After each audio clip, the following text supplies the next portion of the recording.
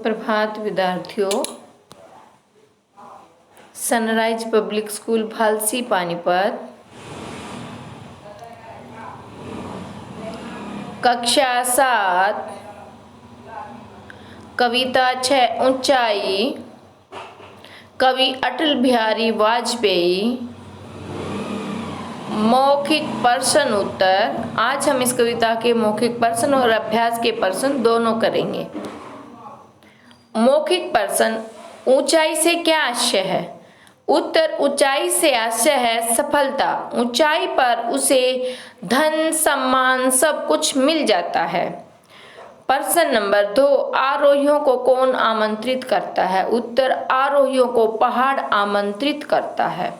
प्रश्न नंबर 3, गोरैया कहाँ नीड़ नहीं बना सकती? गोरैया पहाड़ पर नीड़ नहीं बना सकती। प्रश्न नंबर 4, कौन सी बात पहाड़ की महानता नहीं बल्कि मजबूरी है? उत्तर, शून्य में अकेला खड़ा रहना पहाड़ की महानता नहीं बल्कि मजबूरी है।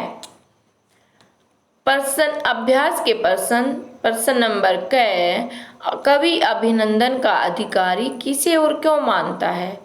उत्तर, कवि ऐसी ऊंचाई को अभिनंदन का अधिकारी मानता है जिसका स्पर्श पानी को पत्थर कर दे और जिसका दर्शन व्यक्ति में हीनता की भावना भर दे। प्रश्न नंबर 2, ऊंचे पहाड़ पर गोरैयों और पोटोहियों को क्या क्या असुविधा होगी? उत्तर, ऊंचे पहाड़ों पर गोरैया अपना घोंसला तक नहीं बना सकती और थका मांदा बटोही तक वहां ठहरकर विश्राम नहीं कर सकता, क्योंकि न तो वहां समुचित स्थान है और न ही वातावरण। अतः सभी को असुविधा होती है। केवल ऊंचाई ही काफी नहीं होती, कवि ने ऐसा क्यों कहा है? उत्तर, जीवन में केवल ऊंचाई ही काफी नहीं होती, क्योंकि वहां पहुंचकर व्यक्ति अपनों से दूर हो जाता है और अकेला खड़ा रह जाता है। व्यक्ति के सम्यक विकास के लिए परिवार और समाज का होना भी आवश्यक है। यही व्यक्ति मनुष्यता सिखाता है। कवि ने ऊंचे पहाड़ की तुलना कैसे मनुष्य से की है, स्पष्ट कीजिए। उत्तर, कवि ने ऊंचे पहाड़ की तुलना ऐसे मनुष्य से की है जो समाज में अकेला रह जाता है, अपने सुख में स्वयं सुखी होता है और दुख में अकेला रोता है। उसका सुख दुख बांटने वाला कोई नहीं होता है।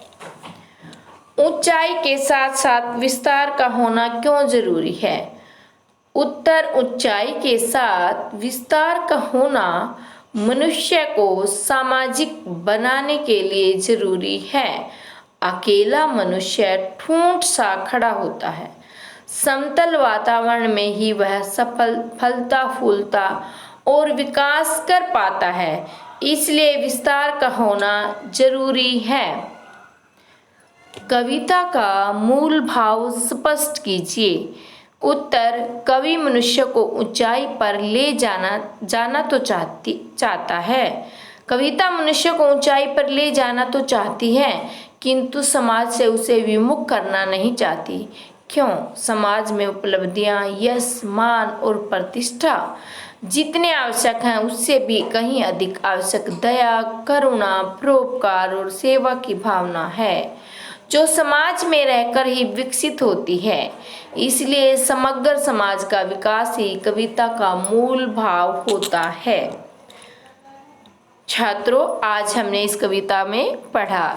इस कविता का आशय बस यही है कि हमें समाज में मिलजुल कर रहना चाहिए, समाज से कटकर नहीं रहना चाहिए। सबका विकास होगा तभी हमारा देश विकास करेगा।